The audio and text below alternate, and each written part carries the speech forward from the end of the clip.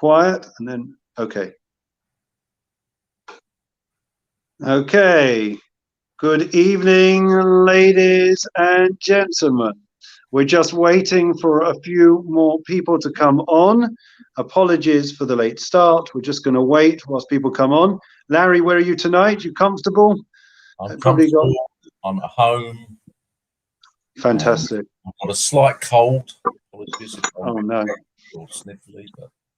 Okay. Well, hopefully that won't affect things tremendously because we have your pearls of wisdom and we are almost ready to begin. So I'm not, firstly, it's lovely to see you again on a joyous occasion, I have to say. The last time that Larry and I met was under the chuppah. Correct. My Jason got married to Katie. Gilbert. And it was a complicated wedding, not because of the couple, not because of the fantastic families, but of course it was complicated because of COVID. But it didn't detract in any way. It was a joyous simcha, and I got to meet and know Larry and his wonderful, wonderful family, and we've been best friends ever since. So, ladies and gentlemen, we are delighted to have with us in Hackenbroch's Helpful Half Hour, the second in our series. We're discussing tonight about transportation and about cars in particular. Don't worry, Larry, we're not going to test you on planes or trains, just going to stick to the old-fashioned cars. But obviously, it is a hot topic. By way of introduction, let me just give you some background to Larry. Larry, perhaps Larry, you'd like to share with us a bit about your background, how you got into cars, and what you do for a living. Okay, thank you, Rabbi. So, my grandfather, he was a major in the First World War, and after the First World War, he decided to open up a garage in St. Albans, and he started selling ex-war department motorcycles. And in the 30s, they were selling bikes and fuel and doing a bit on the servicing and that sort of stuff. My dad went to work with him when he was a bit older. And after the Second World War, they were running the business, selling motorbikes.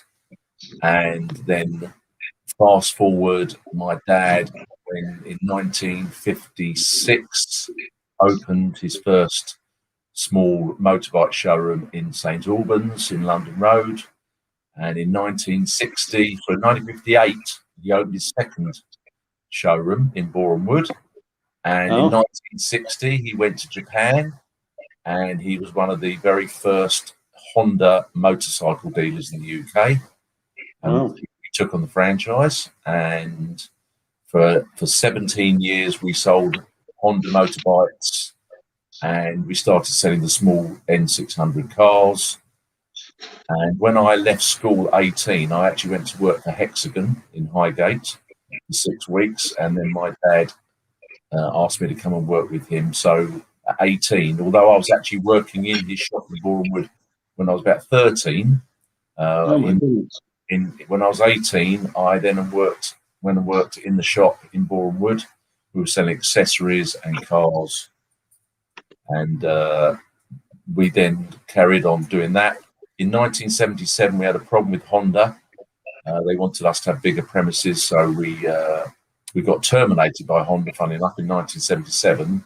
And we looked around, and my dad and I looked at Alfa Romeo, Fiat, and Mitsubishi. And I said to my dad, we've had Japanese, so I think we should go Japanese again. So we took on Mitsubishi. So we were one of the first Mitsubishi dealers in the UK. And we had Mitsubishi. I had Mitsubishi for 40 years. Wow. And in 2004, I was at the motor show and saw Kia and spoke to the gentleman who was running Kia at the time, who I knew. And I decided to take on Kia as well for 2004. And we progressed from there. Mitsubishi have actually exited the whole of Europe. So they're not going to be in Europe at all selling cars. So that stopped, although I gave up my showroom in Finchley because I was in Finchley in Regent's Park Road selling said Mitsubishi, but I stopped that 4 years ago. But I'm now on the Edgware Road in Colindale with Kia, and have been Kia since 2004. Kia is the most fantastic brand, 7-year warranty, and one of the top brands now in the UK. In fact, not the UK, around the world actually. They're one of the world's 4th or 5th largest manufacturer of vehicles, Hyundai and Kia. Wow. And where are Kia cars actually made? Where are they produced? The ones Kia are made in South Korea. They also have factories, of course, in America, plus in Slovakia, in Europe, and Mitsubishi are Japanese. Right. Hmm. Right. Okay, so I mean, clearly, I mean, did you always want to get into cars, or I mean, was this something? I think it's in the blood because my grandfather was in cars, my dad was in cars, and it was a natural thing for me. When I was 13, I went and worked there. In fact, I remember driving a car when I was 15. I had a motorbike at 16, a 3-wheeler. When I was about just over 16 and 2 months, I passed my test after 10 days, my 17th birthday. My dad actually used to race. He raced in the Isle of Man TT, and he actually won the Scottish Rally in 1953. So, in the blood. Wow. Yeah. So engines and motors is something that's really in your genes. It is. And my daughter, Lucy, she's 4th generation, and she works with me as well. Jason, he decided to go a different route, so he's in the financial services. What can you do? What can you do? One got away. Anyways, as you're well aware, Barnet has a high ownership of electrical vehicles. Yes. So why do you think that is? That Barnet residents, in particular, have such a affinity and love for electric vehicles? Is it because you think everyone comes to you and says they want to be more environmentally friendly, or is it because economics? What's the reason why there's this rush in our area to get electric vehicles now when they don't have to, do they? No, I think there's not a rush yet. There's a lot of momentum. There's a lot of people buying electric cars now. The thing is, the people like Sadiq Khan, who runs, the mayor of London, he's very anti-car. So he's put a lot of barriers in the way for people to use their own transport. He wants people to use public transport. And with the congestion zone and the ULEZ zone, ultra low emission zones, which is coming in October of this year, is coming all the way out to the North Circular and South Circular. So where Brent crosses, if you cross over from, say, Edgware into to Brent Cross, you'll be paying a charge every time you do that. So that's a bit anti-car. And electric vehicles currently are free in the congestion zone. So more and more people are thinking about electric. The infrastructure is not quite there yet. It's taking a long time because people are nervous, which I understand. How far will I go in my electric vehicle before I need to charge it? So there's more and more happening with charge points. People put them in at home, which is very, very easy. People need to get them in at work. Plus, what you need to do is that the councils, the government will need to have charging points, all over the place, so people can just stop their cars, plug them in. So that's happening in the future. Battery technology is massive. All the manufacturers, the car manufacturers around the world, are working very, very hard on battery technology. So whereas the cars today are doing something like the good cars are doing 300 odd miles on a charge, it won't be long before they're doing 600 miles or even 1,000 miles. The same for mobile phones. At the moment, a mobile phone, an Apple iPhone, lasts about a day. Once they get the technology, the phones will be lost in a week, I think. So that they're working on that now. That's right. All happening. Right. Are you personally a lover of electric cars? Of course, because I sell them. I know. I got to tell you, I don't actually drive an electric car at the moment because I tend to drive the Kia Stinger, which doesn't come electric, which is the top of the range sports car, which I love. But our best-selling car is the Kia Sportage, and later this year there's a brand new model coming out, which will be hybrid, plug-in hybrid, full electric. So all of that will be coming out, and I know we'll be converting lots of our customers who've bought Sportages over the last few years into the electric versions of that. I mean, I've already got the electric charge point at home anyway, so my wife will be going into electric cars as soon as there is a Sportage electric car available. Right. So it sounds like petrol cars are on the way out, from what you're saying. Well, how long do you think it will be until we can't drive petrol cars in London?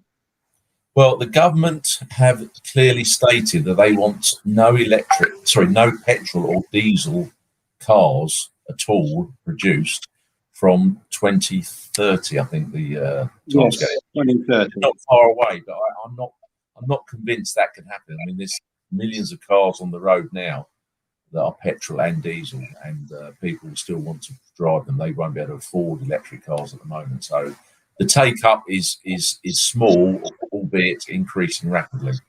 So right. Out of London. So we're in London, so electric cars make lots of sense. Outside of London, when you're out in the fields and driving around, petrol cars are a lot easier. So, but for the environment, electric is the way forward. Plus, you're talking about other forms of propulsion. We're talking about different types of operations of engines. One of the questions, I mean, for real, gazzle guzzlers or petrol heads that love the roar of their engine, they want to drive your sports car, up the M1, and they hear that roar. Is some of the love and passion in driving going to be taken away by these electric cars? What do you think?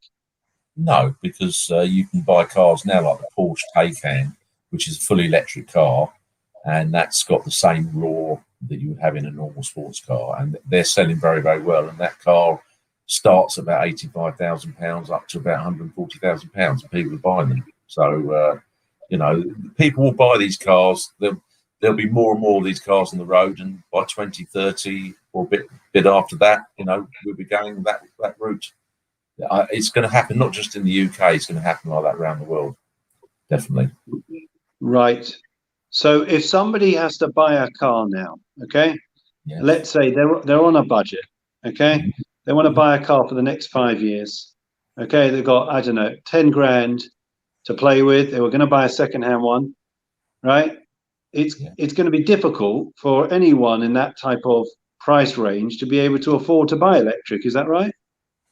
Well, yes, electric cars are a lot more money than that at the moment.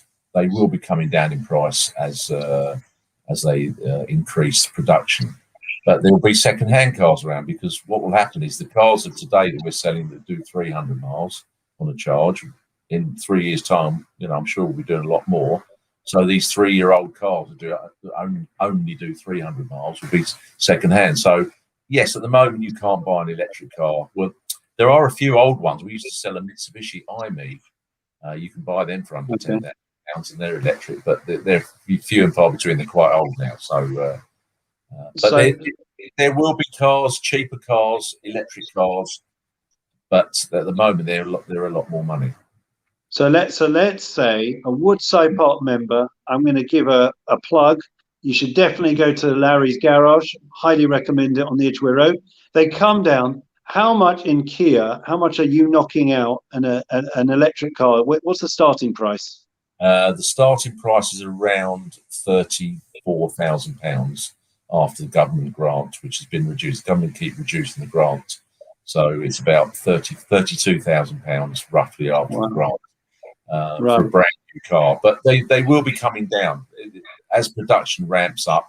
The thing is, it's at the moment the price of these cars, why they're more expensive, is the batteries. The batteries are very, very expensive, and what it is, the battery is massive, and it runs along the whole length of the car underneath the seats, if you like. So, and that's very, very expensive. So that a battery itself could be £10,000. And wow! They're in sections. So if the battery goes, they're in sections. But the thing is, if somebody does want a car and they only do have £10,000, what we're doing, of course, is finance. And Yeah. £10,000 down and then buy a car, because actually, in my opinion, people should be only buying an electric car on finance that they can hand the car back, because what you don't want to do is buy a car for £34,000 and in 3 years' time it's old technology. So Right. that's going to happen because the technology is going to change so rapidly. So rapidly. Buy it on finance, and then in 3 years' time, hand it back and get the newer technology then, which might even be cheaper. Right. Okay. So you've triggered something. There's a lot of questions coming in, as you'll see on your screen. You should be able to see Jonathan Dubow's question. Good evening, Jonathan. Jonathan says, what would be the best type of car, battery/hybrid, to travel long distances, i.e., London to Edinburgh? At the moment, if you have a full electric car, there's not a single car made that will go from London to Edinburgh without stopping on the way. So you'd have to plan your journey and stop at the fuel stations on the way to charge. How many stops? How many times are you going to have to stop to charge? I was hoping you weren't going to ask me that question. Well, it's 400. It's around 450 miles, isn't it? Well, then you'd only have to stop once. So, One. but Okay, we've got a new car coming along yeah. called the Kia EV6, which has had fantastic write-ups already. That's not here till October time, and that's going to fast charge. It's got brand new technology, and you'll be able to fully charge your batteries in about 20 minutes, which is brand new. None of the cars at the moment have that technology. So that's just coming out with Kia EV6, which is a fantastic car. We've already sold quite a few pre-orders for that car, and it's a fabulous car coming in October.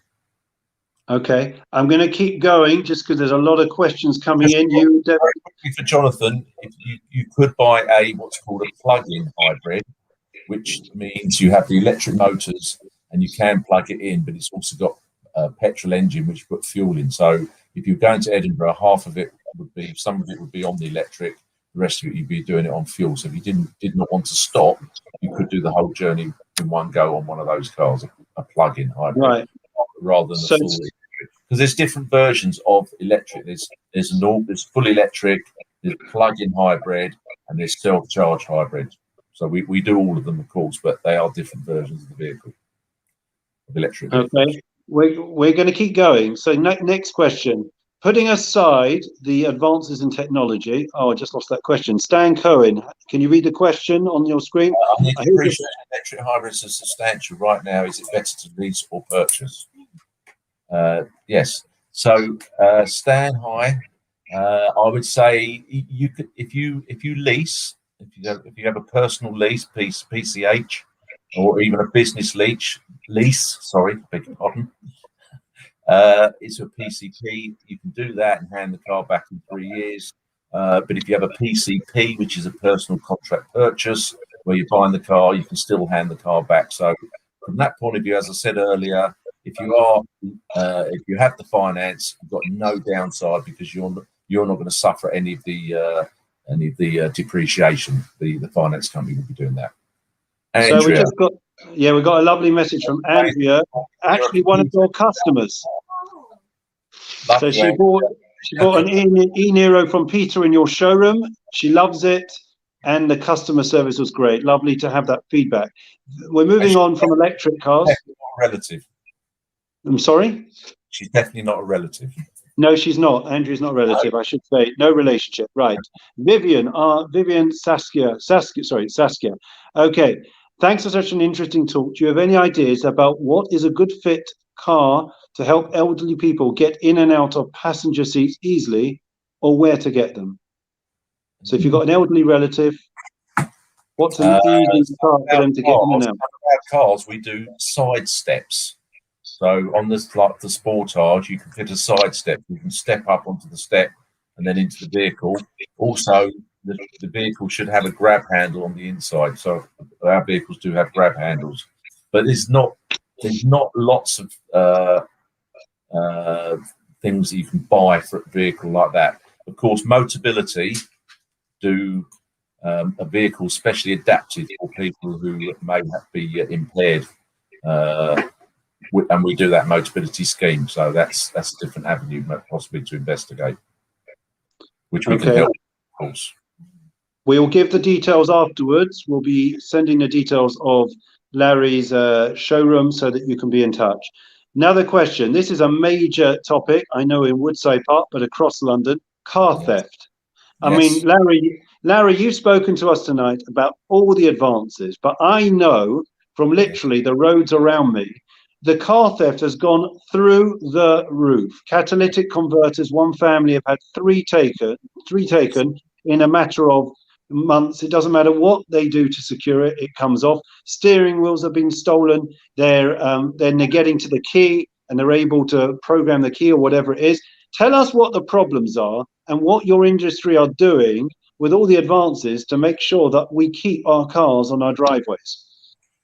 I'm not sure what the industry are doing, actually. They're doing a lot with locks and things like that. But the thing is, the thieves are so sophisticated that they're breaking into cars with electronic equipment. So putting aside just for the moment, I'll come back to it, the catalytic converters and steering wheels. If you have a car with a key fob, blip, now you can buy little pouches or magnetic tins. So you should put that in, and don't have the keys by the front door, certainly not. That will stop them using their machine outside your house to get the radio waves from the key fob and steal your car. But if they want to come along at night and jack the car up or just jump under the car and unbolt the catalytic converter, there's very little that can be done. All you can do is, if you've got a car with a catalytic converter, if it's at the front of the car, park the car nose up to the garage as much as you can, or inside the garage, of course. But that's all you can do. As for breaking in the car, make sure you've got an alarm and you've got security lights. The steering wheels, they're stealing them for the airbags, and all this stuff I'm sure is going abroad. But there's not loads you can do for the catalytic converters and steering wheels.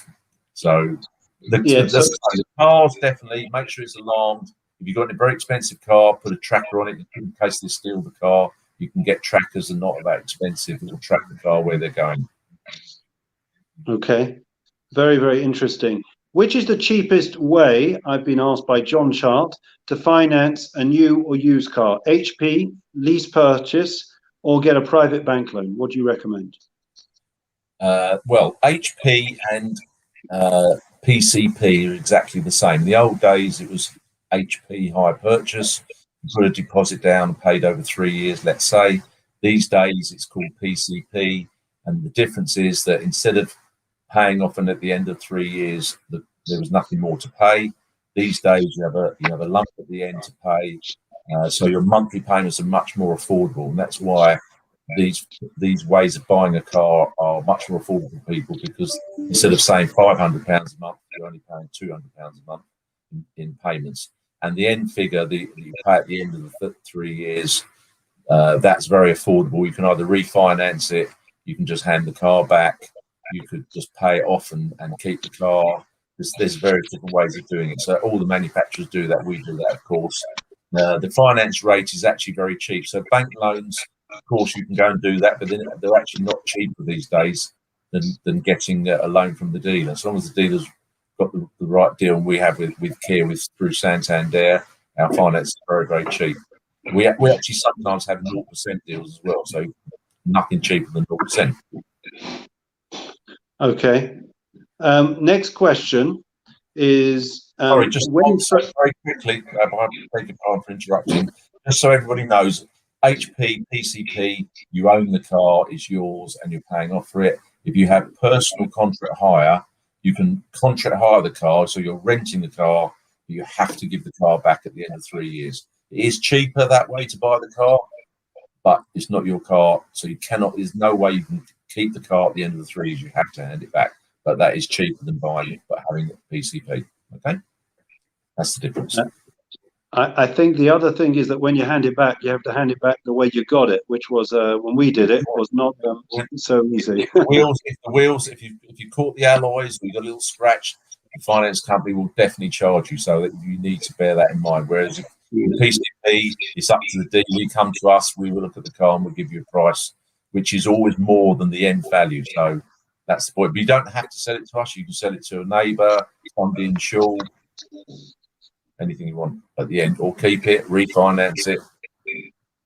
Okay. Okay. Talking about selling cars, Larry, here's one for you.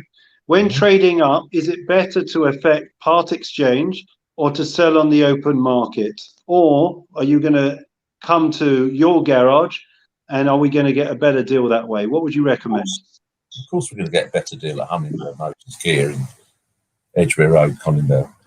No, to be honest with you, if you sold your car, your part exchange privately, and then came into us or any dealer, that would be the best deal, but more hassle.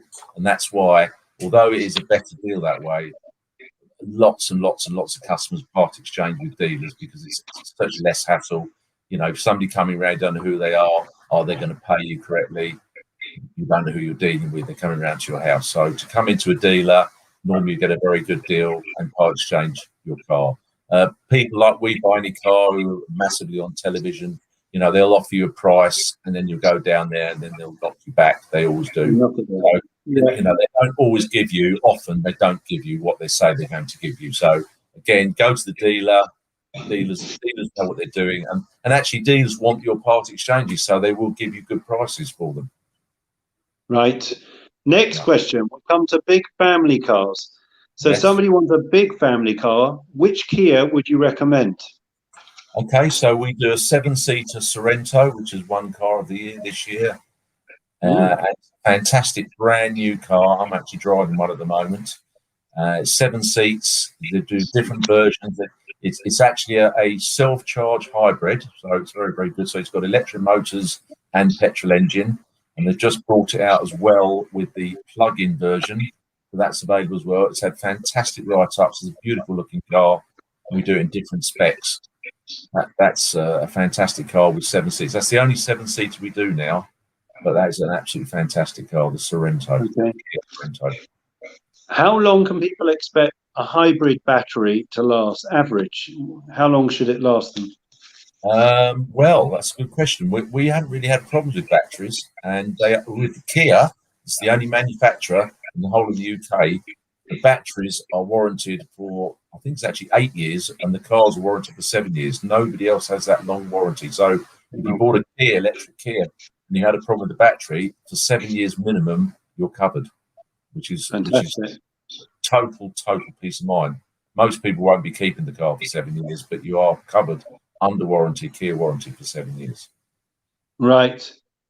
So, if people want to research, then a lot of people are now looking into electric cars, hybrid cars. It's going to be over the next few years a lot of changes. If they Yes. want to compare and contrast to get reliable information, where should they look? Do they go to Auto Express? What car? I mean, do they go online? Where can you get accurate information? Those magazines certainly always test each and every car and they show comparison. So yes, Auto Express, What Car, those magazines, I do read them myself. They're good sources of information. The internet, of course, there's everything and anything on the internet. At the end of the day, if you go to a reputable franchise dealer, you know, whether it's Kia or anything else you want to buy, you know, the reputable dealer, they're going to tell you all about the car and look after you. So, you know, whether you come to us or you go to Honda or Ford or whatever, if it's a franchise dealer, they are going to look after you.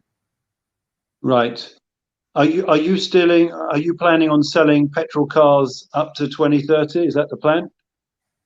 It's all down to Kia, really. If they're going to keep producing them and we're allowed to sell them, then yes, because people still want petrol cars. Lots of people do. In fact, we actually sold a diesel car the other day. We hardly sell any diesel cars now in London, but we had a used diesel Sportage, and the man came all the way down from Corby in Northampton and bought the car from us. So amazingly, diesel cars are still selling, but in much less numbers. I mean, Right.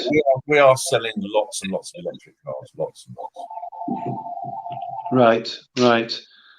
Okay, I think we are certainly far better informed as a community, and all those that are watching now, and this video will also go on US TV. If people want to be in touch with you or with your company, so they can get advice and come down and see, where would you recommend? What's the way we can Okay, reach? so we are on the Edgware Road in Colindale, and Kia, you can't miss us. Our website is www.kialondon.co.uk. Our phone number is very, very easy to remember. It's 0208 200 2200. Please ask for me, anybody. Larry, Wood. I'll be more than happy to talk to anybody and everybody. I'm always wandering around the showroom with my little earpiece in. But you know, we've been there a long time. I've been in the business a long, long time now, and the Kias are fantastic. But Yeah. more than ever, really, my business is a family business, and our motto is let our family look after your family, and that's what we do. I mean, we have fantastic reviews. We don't always look after everybody, but we have some fantastic reviews. Really do. We do look after people. I've got customers that bought 30 to 40 cars from me over the years, which is unbelievable. Yeah, unbelievable. That's unbelievable. Unbelievable. We do get a lot of people come back to us, so we do try our best. We don't always get it right, but we do try. From the feedback that we've already seen tonight, you certainly seem to be performing exceptionally well and outperforming your rivals. So we'd like to thank on your behalf Larry Wood of Hummingbird Motors, Kia, all the Kia cars, fantastic cars, and he has given so generously of his time this evening to explain to us this huge area which is becoming more and more complex about cars. Sorry, you were saying? I'm saying it is getting more complex, and it's changing all the time. Technology is changing rapidly, and regulations. It's all changing, so it's not easy to keep up with, even for us.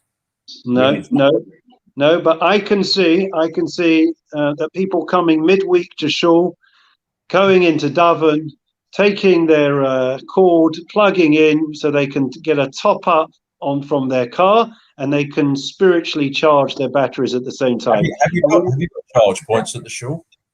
Not yet, but it's on my to-do list. It's on my to-do list, Larry. Rosh Hashanah, Yom Kippur's coming. We'll sort it out. But in the meantime, we want to thank you. If you need any help, call me up.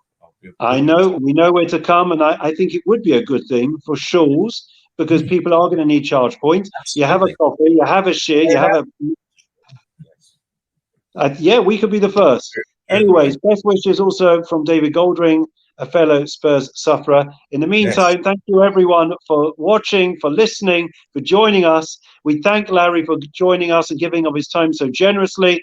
Go down and see Larry, have a coffee, have a little croissant and Danish, and you can make yourself comfortable and pick up a lovely, lovely car. Thank you for joining us this evening.